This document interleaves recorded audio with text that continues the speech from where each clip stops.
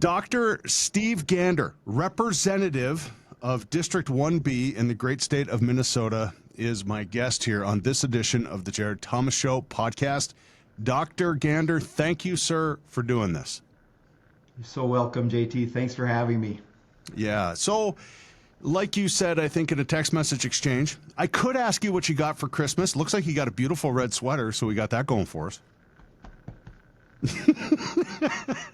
He's like, yeah, I sure did. Where to begin? Let's start with the governor saying, yeah, kidding, just kidding, in terms of running for a third term. Did you have any feelings about that at all? You know, initially when he announced to run for a third term, it was pretty evident that he would be on thin ice, right? As he got going with the prospect of a third term in the middle of all the fraud, in the middle of all of the criminal activity that he allowed to happen right under his nose, we knew that he would be on very thin ice.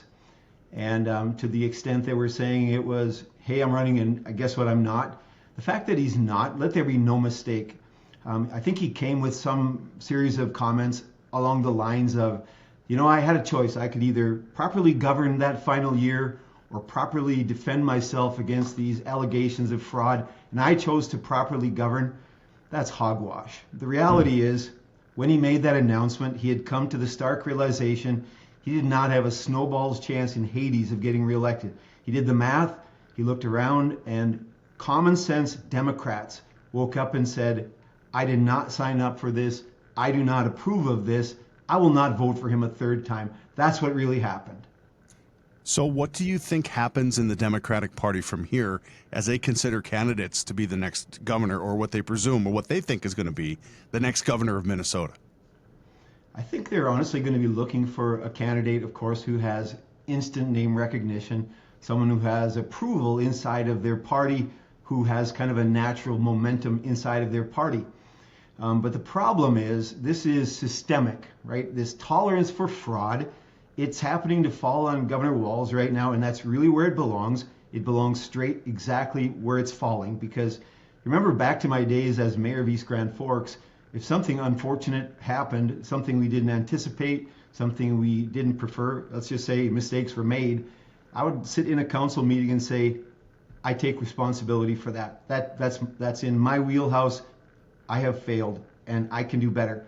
And I would stop right there. Then I would go to the department heads, city administrator, and say, what are you doing?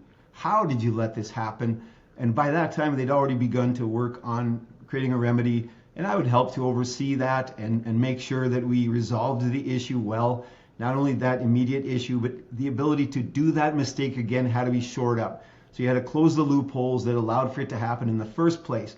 Then after they fixed it and after they had it all resolved, then I would go back to a public council meeting and call them out by name and say, look, this was a problem for which I took responsibility, and here's the department head, and here's the city administrator, here are the city staff members who have corrected that problem, because you, the taxpayer, your money that we're spending deserve better, and guess what? It will be better from here forward with evidence to prove that. So now we call upon Tim Walz to do that, but anyone who steps in there will be at the head of a really not good machine, right? There's a whole machine here that's really flawed.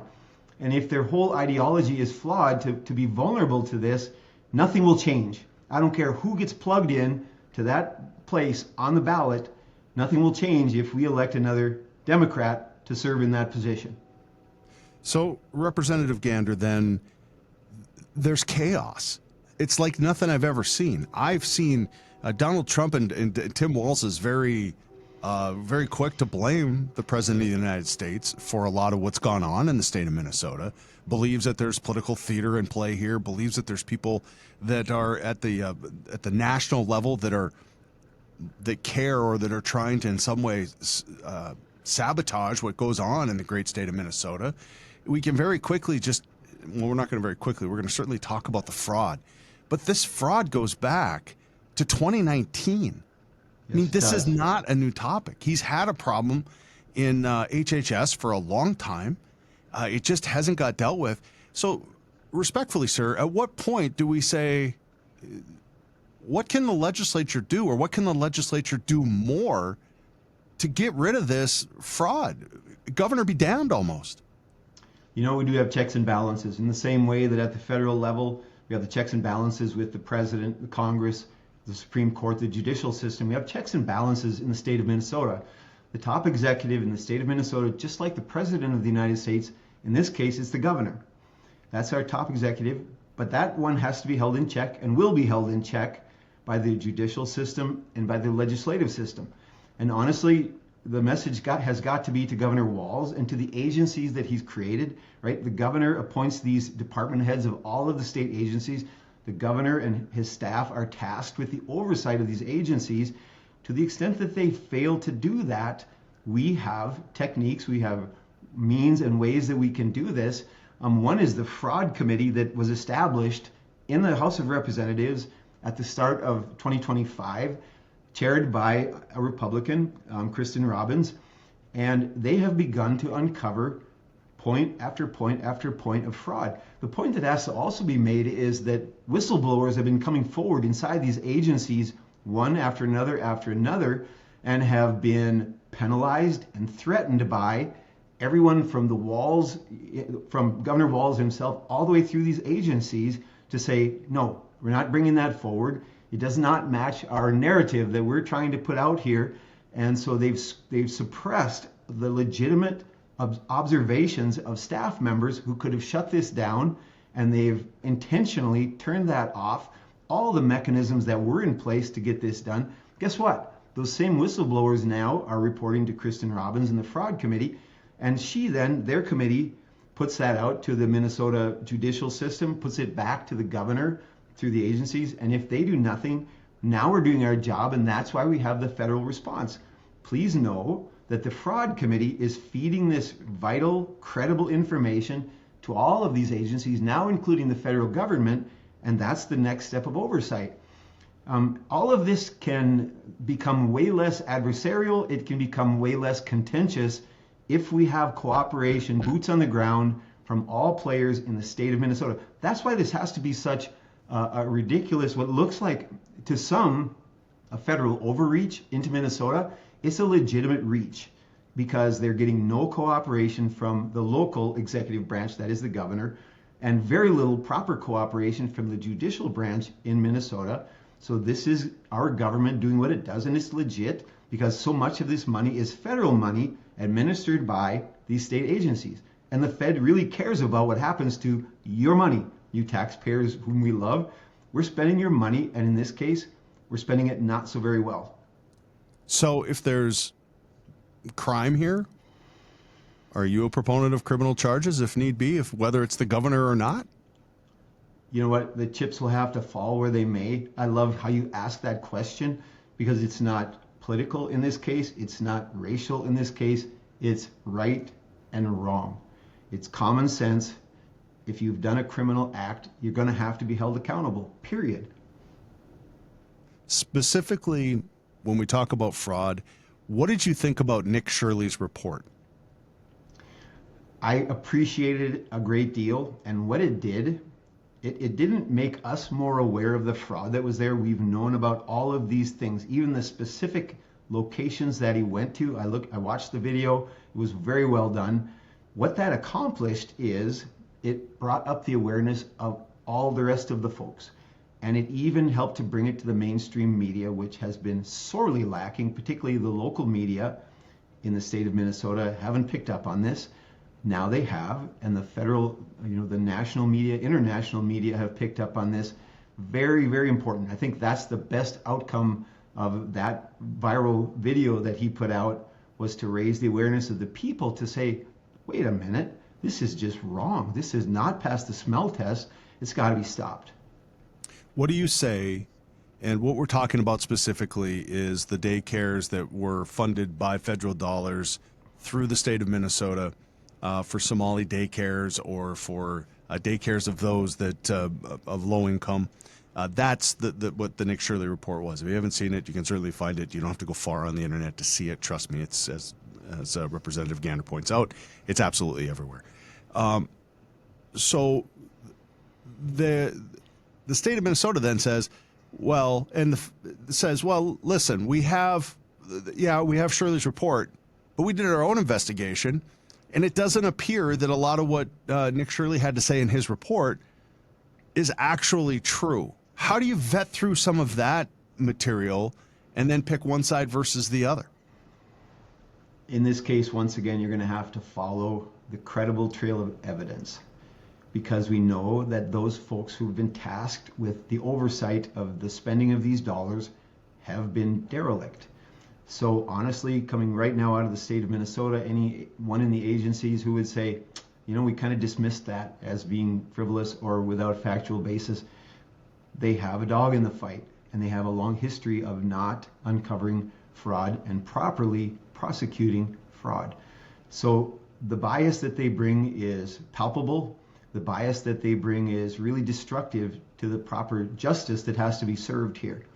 If you go back to last winter, almost a year ago, I sat on Human Services Committee there at St. Paul and heard testimony from the head of one of the Human Services departments, and she made the point that, when we've looked at fraud, levels of fraud in this area, it's 1% or less.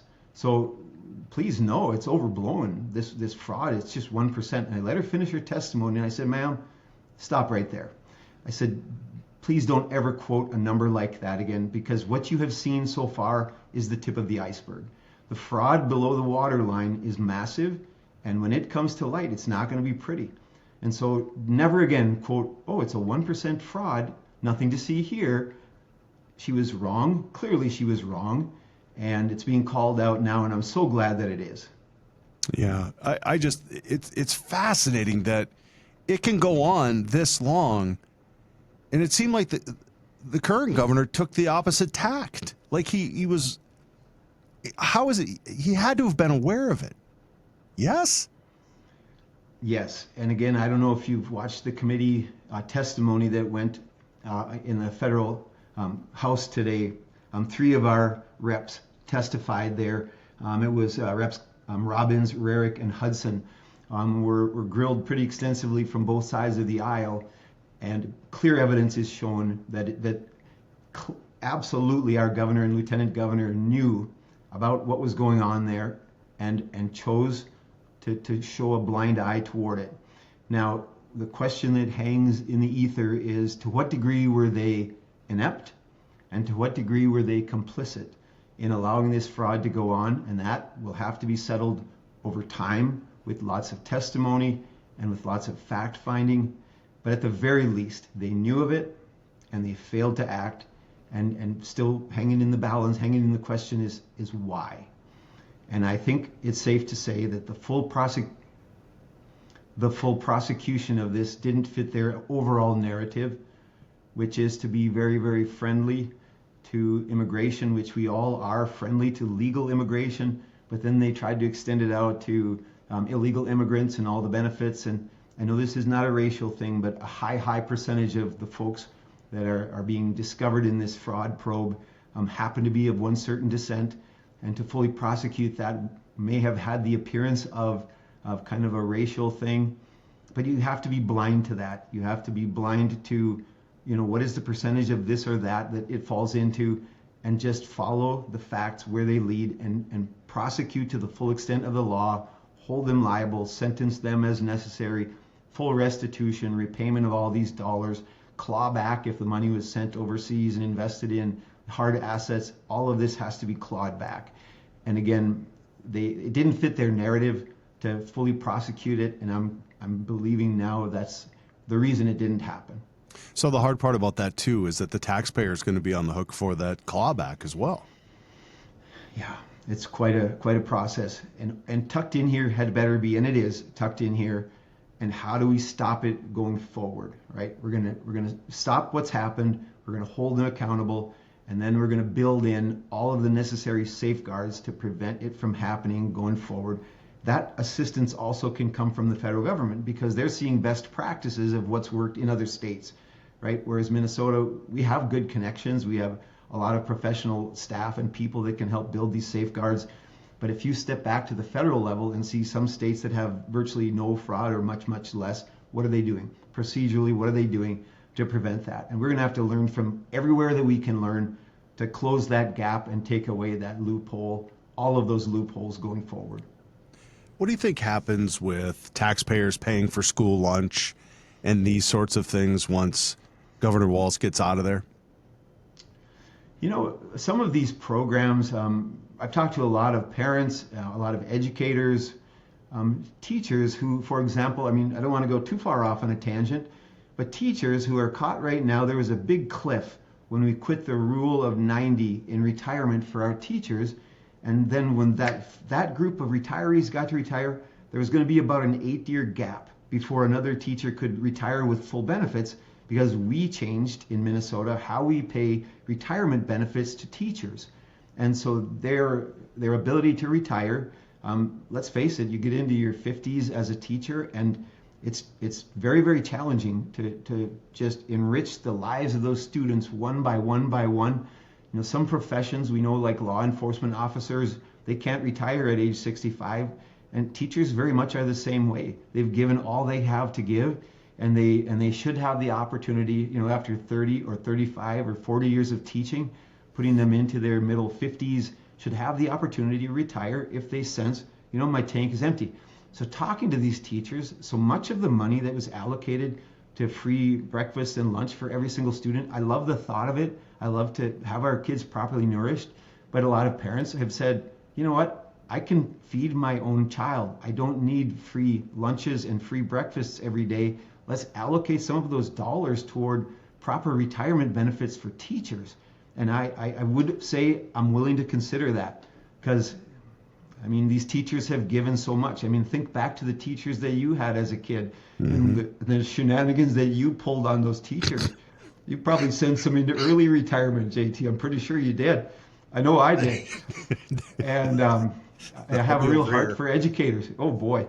And so we need to look into that. So to the question, you know, free lunch and free breakfast, I love the thought of it. It's a great thing. If we can afford it, I'm not sure we can. And I think maybe taking care of our educators as they approach retirement age would be a worthwhile conversation to have. Yeah, that's one. I mean, that's one that, and you see other states now that are sort of tinkering with it. The other is January 1st ushered in 20 additional weeks. What's it called? Sick Safe, Minnesota. So now we have the Paid Family Medical Leave Act. Yeah, and I mean, my goodness, I'm aware of somebody that is certainly going to take their 12 weeks of maternity leave and then is going to apply for the additional, I believe, 20 weeks that you have in Minnesota. These things, speaking of fraud, can have some fraud. Are you concerned about that? Are you concerned that this is just way too expensive for the taxpayers of Minnesota and that some of these programs have just got to be reeled back in? So on its face, it looks great, right? If we could facilitate every person who might want to be gone for paid family medical leave to have that extended leave, who wouldn't want to be able to offer that? Sadly, though, it's a new tax on employees. It's a new tax on employers. It's a new regulatory burden for them to track the withholding and payment of that tax.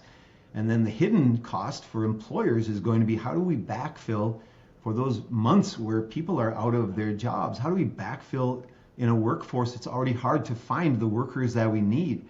So that whole legislation, while on its face, I like the thought of it, I really oppose it. We, in the legislature, we tried to delay it. First, we tried to stop it. Again, unnecessary tax, unnecessary burden, unnecessary regulation, and unnecessary absenteeism. And what employer wouldn't let someone be gone for another month or two if they had, a badly broken something and had to be gone an extended period? We don't need a government program for that, right? There's goodwill between an employer and an employee already. We don't need another government program for that. So we tried to stop it. We tried to delay the rollout. We tried to shorten the time. We tried to reduce the amount of withholding that the employee and employer would have to pay. We tried everything we could because, honestly, it's bad policy. I'm going to cut to the full story will be in the show notes, by the way. But just as I was as I was coming in here to do this today, and you were kind enough to do it, of course, there's a story that broke out of Minneapolis about apparently, and again, I'm just going to try to give you the bullets. An ICE vehicle gets stuck in a snowbank. They go to push the vehicle out of the snowbank. A protester comes by, apparently takes their vehicle after a couple of ICE agents, runs over a couple of them. They can't get the vehicle or the protester to stop. The protester is deceased. Jacob Fry, mayor of Minneapolis, Tim Walz, to his credit, says, I'm still gathering information on this one. I don't really have a statement yet. And that was at the time that this was being recorded. So likely by the time you watch or hear this, there will be statements all over the place. Jacob Fry, though, ICE needs to get out of our communities. ICE has no business being here. I've seen the video myself. The narrative is BS, although he uses the real term while being at a podium, which I think is a bit concerning. There could be a point of escalation there as well. When you hear stuff like this, and you referenced earlier that there's been a bit of a federal reach into the state of Minnesota, that at some level is warranted, do you believe that to be the case here? And any comment that you have on today's events? First of all, of course, any loss of life is tragic.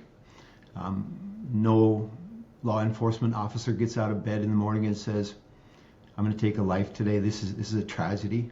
I know so many law enforcement officers that, again, to uphold the law, to protect and to serve, and that's what they do. And their heart is so passionately for safety. They're passionate for upholding the laws that we have. And so while I won't specifically speak to this particular situation because it is still unfolding, I watched several newsreels in kind of preparation to talk with you, JT, and I agree with you. It is at this time inconclusive. You can read the full official report from ICE that has come out and that outlines the sequence of events that happened. What I will say again is we should have a coordinated effort right now with ICE and with Homeland Security. We should have that coordinated with local law enforcement. Our county sheriff offices should be coordinated with that. Our local law enforcement officers should be coordinated with that. And our community members should get behind this effort because it is to uphold our laws. It is to uphold decency and what is right and wrong. And we can't interfere with that from a community standpoint. Sure enough, we hold these folks accountable to conduct themselves in a good and godly way as they come through and try to do what they're doing to enforce the law. But I do call upon any mayor, any other person who is in a jurisdiction to decide what is our role in this effort. And the role should be to coordinate with them to help them do their jobs as safely and effectively as they can. And it's not happening right now there.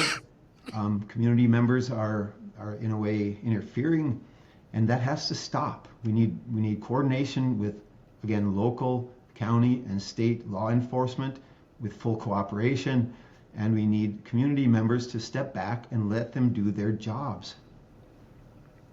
And I continue to apologize for the violent coughing fits that I continue to have, like I was telling you off before this started. I'm 6 weeks into a 4-week situation here. This is where the President of the United States and I, at least, diverge just a little bit.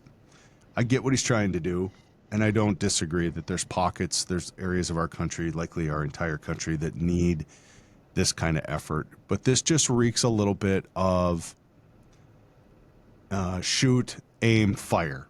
In other words, we're not really interested in coordinating efforts with local municipalities or state-run municipalities to try to figure out the best way to go about this. We seem to just be door knocking. I think it's a little more coordinated than that.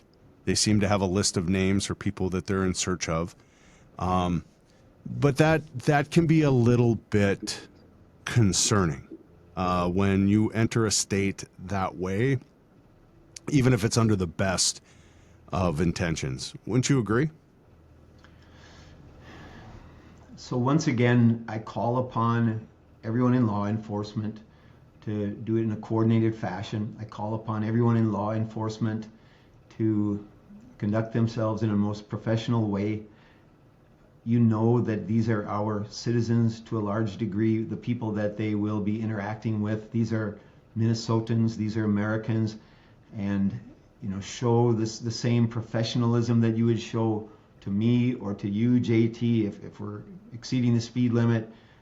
Pull us over, do what you need to do in a most courteous and professional way.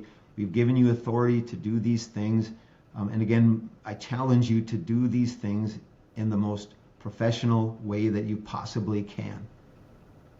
So when you take a look at 1B, the district that you represent, we've talked about some pretty good sized global stuff for the state of North Dakota, things that are encompassing mostly, as they say in the metro, in the metro. Tell me something good. What are you looking forward to that's coming up in 1B that has got you fired up, that says, I think I can make some ground here? A lot of good things happening up in our district. I'm looking at some of the initiatives that we've worked on. We've worked on improving streets. For example, I think of the Highway 2 running through the city of Crookston, and many millions of state dollars and federal dollars are commingling there to create a safe corridor through Crookston, Minnesota. We have had some pedestrian collisions with trucks coming through there, and have recognized that we need to make that corridor more safe and just a smoother corridor for everyone coming through. I look around in agriculture, and of course so many good things happening. We're in a down cycle, but as surely as in agriculture things go down, they come back up again.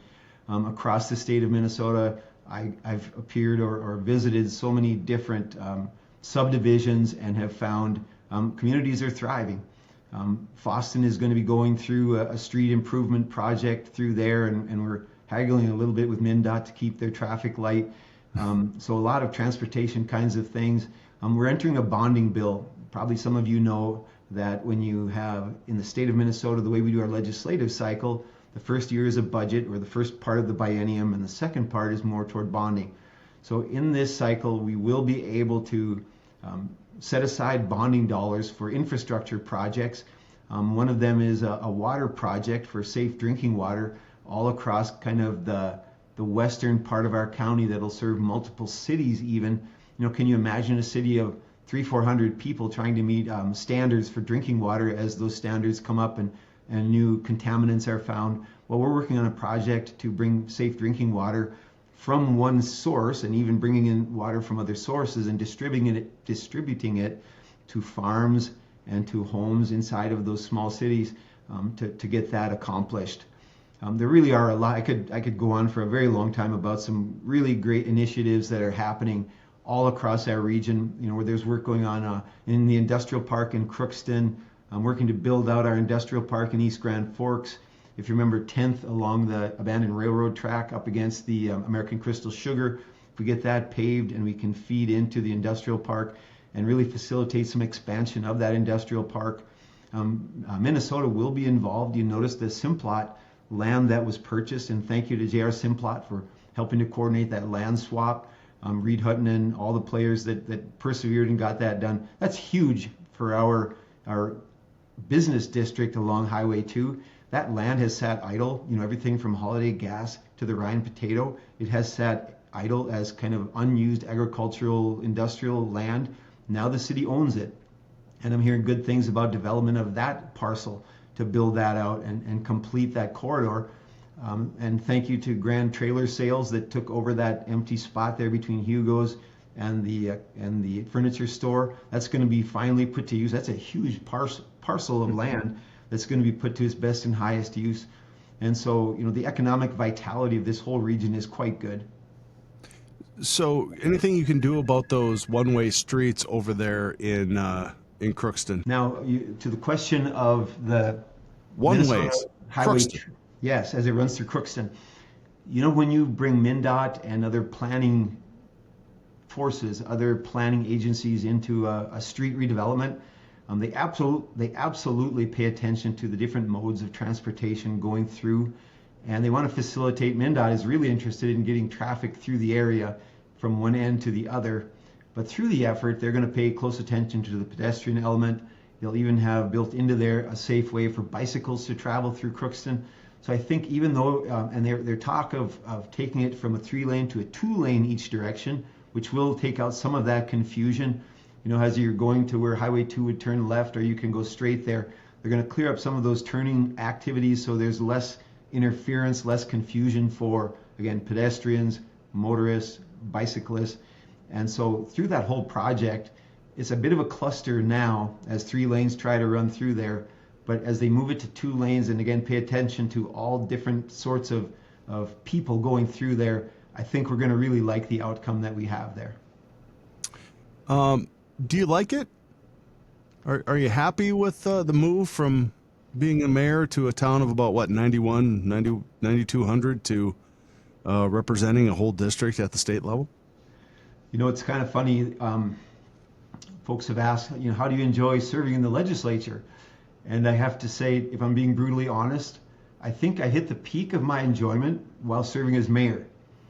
And the enjoyment factor is down a bit. And that's okay, because this is hard work. This is good, honest work that really matters. So I'm really enjoying it. I'm loving the challenge. I remember when I walked in to the Capitol for the first time, I felt like my first day of junior high school. That's to tell you how old I am. It wasn't middle school. Yeah. So you walk into the junior high, and it's the first time you're changing classes in earnest, and you go, okay, where's the men's room? Where's my locker? Where's my first class? Where do I eat lunch? Where did I get off the bus? How do I find the bus at the end of the day? And I had some of that same feeling when I stepped into the Capitol for the first time, and I really enjoy it. When you have to activate your brain at the age of 63 years, you feel kind of young, you feel like a kid again, and it's actually quite exhilarating. And I also said, for a while, it was a little weird being mentored by 30-somethings, right? I'm being mentored by 30-somethings, and then I came to realize, wait a minute, that's like my kids teaching me about technology, and that happens every day. I mean, to the silly Garmin watch that I have and all the things that it can do, it's kind of cool. I like to try new things technology-wise and all of that.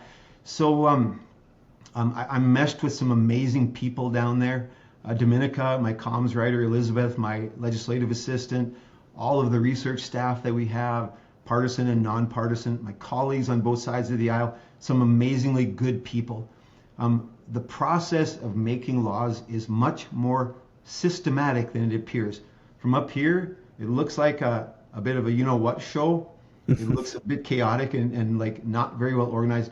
Believe me, it is very systematic, very well organized, very well thought out, and the product is going to be very good. And you've seen the trend toward common sense in Minnesota. We flipped 3 seats to come to an even 50-50 tie in the legislature this session, and that's good movement. It brings more and more common sense to the process. I'm so glad to be there. It energizes me, the very thought of going back into session, just so you know. Do you think that you'll seek out more terms or another term? When I ran for mayor like 10 years ago, I said, hey, if y'all want me, I'll give you 2 terms, 8 years. And sure enough, there I was, mayor. And 4 years later, I said, hey, if y'all want me, I'll give you another term, 4 more years. And happily, when that ended, I didn't feel the boot in my backside. Instead, I heard, hey, would you consider sticking around? And I said, you know what, I got to keep my word. And I said 2 terms. I love new ideas. I love, keeping it concise, bringing some new ideas, new energy. Mark Olsted's doing a great job as mayor. So when I ran for this position, I said, hey, if y'all want me, and I said it to people even in talks that I gave in different counties, if y'all want me, I'll give you about a decade. Wow. And I mean it, right? I'm 63 years old when I ran. I'm 64 now. If the mind and body are good, if y'all want me for about a decade, I'm all in. You get traction every year that you're there. You learn how the process works. You get better committee assignments, maybe a chairmanship of a committee. And I can deliver better service to our people up here every single year that I'm there. And I look forward to that build. By the way, nothing that's happened has dissuaded me or discouraged me from seeking another term. So absolutely, I intend to file and go through the process. It's every 2 years in the House, and I'm happy to be part of it. I don't even look at it so much as campaigning. I mean, door knocking virtually every door in every town throughout our district. I did not feel so much like I was campaigning, but I was bringing the goodwill of the legislative process to their doorstep. remember being in Gully in different towns, like, wait a minute, you're running for the Minnesota House of Representatives and we're having this conversation on my porch right now. That is so cool. This is like old school right here. I'm so glad you're here.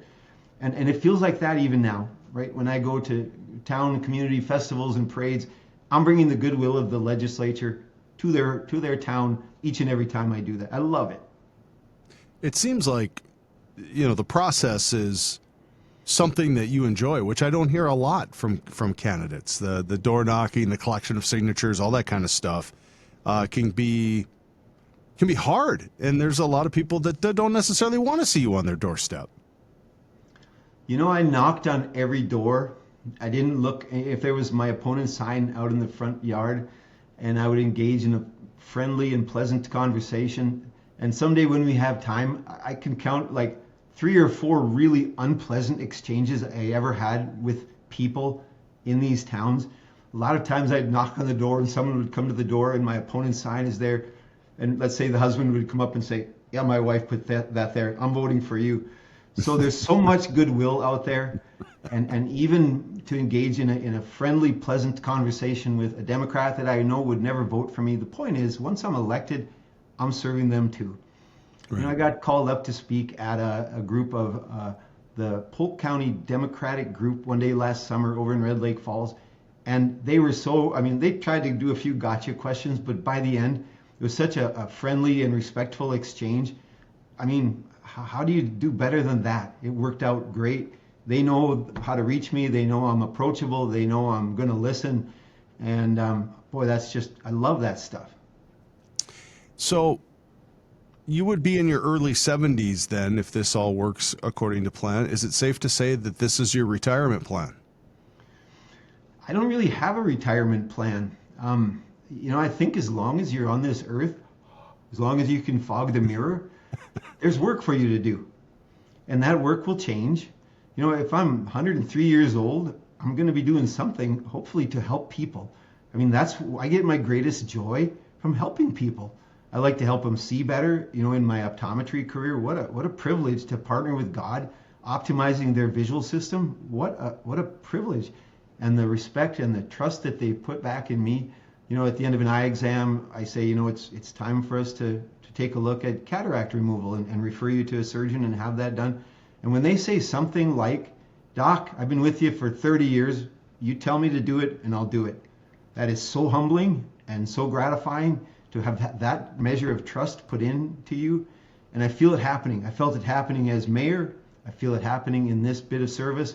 And it really is. It's serving people. And I really do enjoy it. After 10 years, what does that look like? I don't know.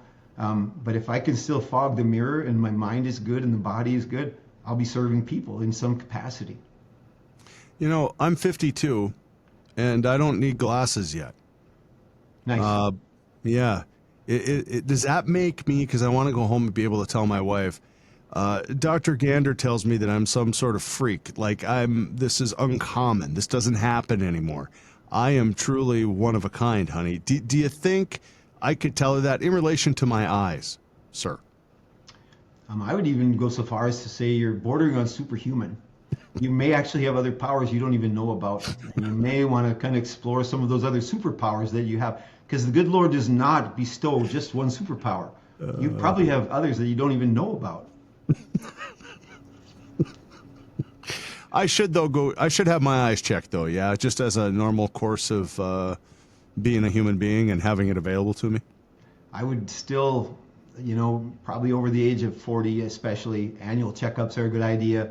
Glaucoma, macular degeneration, vascular changes that can show up in the eye, maybe related to systemic disease. So annual eye exams are a good thing. I was afraid you were going to say that. Sort of teeter up for you there. Nice. All right. So just a couple of shorties maybe in closing. Do you worry being outside of the metro? Have you found a bias? I work out with a guy. He lives on the sharp end of town over there in East Side, and he says, "You ever get Gander on? Ask him this." And he gets a little concerned that the representation from outside the metro doesn't get up to par as to what the bigger areas of of the state of Minnesota does. Do you find that when you're in session and when you're at the legislative level? First of all, I can't tell you how many people have looked upon me, maybe even in my first term, and say, you have an election certificate. Every single rep who is here, the way we district our state, every single rep has the exact same number of constituents. And so everyone has a vote, everyone has equal power. Nobody is being suppressed, nobody is being looked over. I have probably more influence than I know what to do with down there, and I want to grow into that. I'm honored to be there. So please don't even worry or wonder for a moment that just because you send someone from the hinterlands of Minnesota that they are going to be glossed over or neglected. In fact, coming in at this age and having served in a variety of different ways, already folks look upon me with a ton of respect, and I'm honored to have received that. I have good rapport, as I say, with everyone in our caucus. They actually will, pull out your thoughts and your preferences on things. Developing friends, many friends across the aisle. Sure enough, we are more than happy to butt heads on issues in committee or on the floor.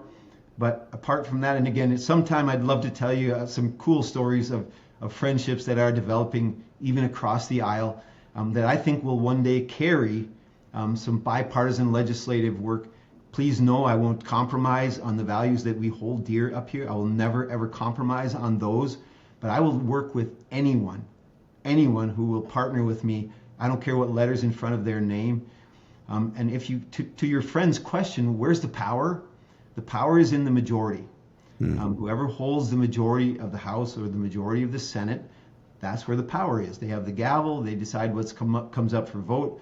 They can carry a vote if it turns out to be a bit of a bipartisan or let's say a partisan issue. Whoever's in the majority will carry the day on those issues. So I don't see it. Granted, there is an outstate metro divide, Republican Democrat, but if we as Republicans can somehow find ourselves in the majority, particularly if we win a statewide election, meaning the governor's office, we'll be able to get a ton of stuff done. And all of our priorities that we have up in this area will find their way into legislation, find their way into law, and will become what governs our whole state. I don't feel any lack of clout coming from where I come from. In fact, to the contrary, a ton of respect, which I, again, humbly feels really good.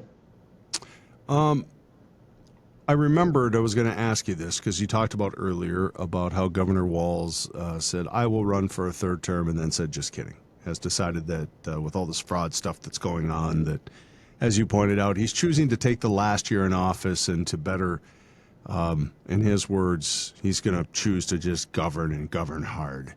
But one of the things that he said in that particular press conference that I'd like to get your reaction to is he said, and I'm going to paraphrase a bit, but essentially said, Republicans, it's kind of a warning. Watch out. I'm going to ride you harder than you've ever been ridden. That doesn't look to me like a guy or sound like a guy to me that's really interested in reaching across the aisle and doing what's best for Minnesota. It seems more adversarial, and he's picking a fight. So that was a question, and here's the answer. When I think of Governor Walz, I tell you what, I'd gain a lot of respect for Governor Walz, which at this time, that's sadly lacking, the respect that I have for him. But I would have a lot more respect for Governor Walz if he would show his true colors to us. He tries to look like he's one of us. He goes hunting, and though he can't really load or unload his gun that well, you've seen that video, I'm sure. But he tries to portray himself as a centrist, like he's just like us. But honestly, he has driven to the most radical policies of every kind all across the spectrum that one could possibly think of. He's pulled the caucus in the legislature to the most liberal, off-the-cliff, extreme kind of positions that you can imagine. So I would have more respect for him if he would just say, I'm an extreme liberal, and I'm going to push for every kind of liberal policy you can think of. I'd have way more respect for him if he would just do that. So to answer your question, he's going to he's going to come at us hard, and he's going to whatever else. He's already been doing that. He's maybe been doing it in a bit of a passive-aggressive way, and maybe he'll do it in a more aggressive way, but nothing really changes with him. His policies will never change. The policies of anyone who would plug into that place on the ticket won't change. So really nothing's going to change. From that camp, it's going to be the same stuff, different day, maybe a different veneer over it, but nothing's going to change. Has he ever reached out to you? Does he ever call and say, yo, Dr. Gander, want to talk to you about policy, blah, blah, blah, blah, blah, blah. Has he ever done that? He has not. I will say that we've had interactions about different things, but never ever has there been a time when he has said, I think I might be missing something from a policy standpoint. Would you please come in and help me to round out my thinking on something, because I want to do a policy here that's more inclusive to everyone in the state? No, that's never happened. And I'd be actually, I might need a little CPR if it ever did happen, though I have no cardiac risk factors. I thought maybe that there might be somebody and I didn't ask a question this way, so maybe same question, a little different. Anybody in his office, any sort of lackey way down the food chain, better find out what Gander and 1B thinks, anything like that? So to answer that question also, you got to wind the clock back, say 3 years ago. And so those 2 years where it was a trifecta going on, they being the trifecta, closed out the Republican caucus pretty much across the board. They closed it out. They didn't care. They didn't want to hear from us. They just wanted to ram through their own agenda, their own policies. Now when we had a 50-50 tie in the House, they had to crack the door open a little bit, and because we in the House could have stopped anything and everything that came through. So the only stuff that came through the House this year had to have a bit of a bipartisan flavor. So there we did have some committees that formed, or some ad hoc kinds of groups that gathered to talk about policy and to do a little give and take. For example, one of the things that we were able to accomplish, the Democrats were really determined that illegal aliens should have full benefits to health care paid for by the state. Illegal aliens should have all these other benefits. And our taxpayers, 90% of people, if you ask them, should we pay health care insurance premiums for illegal aliens? 90% of Minnesotans said, absolutely not. They're here illegally. These are our taxpayer dollars that we've put into your care. We're not going to use that to pay for health care coverage for illegal aliens. But they fought until the very end, and the only compromise we could get to was to remove those benefits from adult illegal aliens.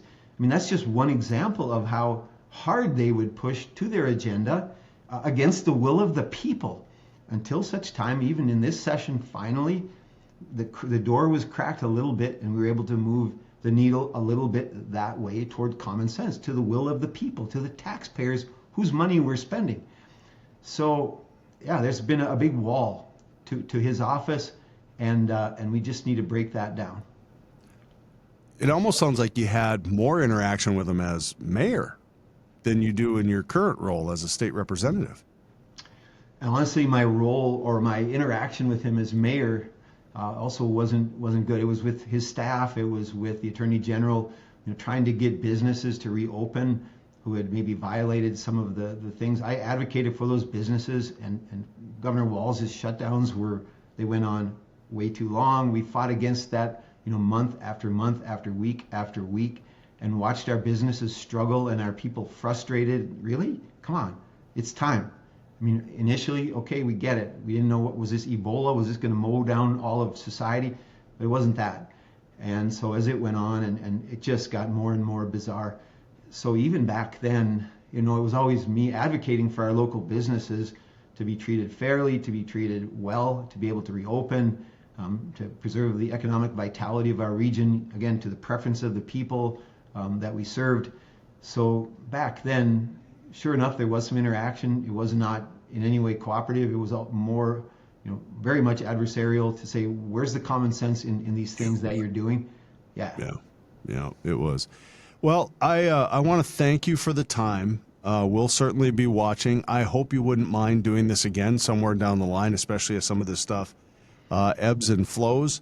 Unfortunately for you, I have a good cell phone number for you, so I'm able to text you and get right to the head of the snake. I just fire off a text, and I've always gotten a response, which I also appreciate. That's very kind of you to continue after all these years to say, yes, I'll be on your little podcast, JT. When would you like to do it? So I appreciate you, sir. Thank you.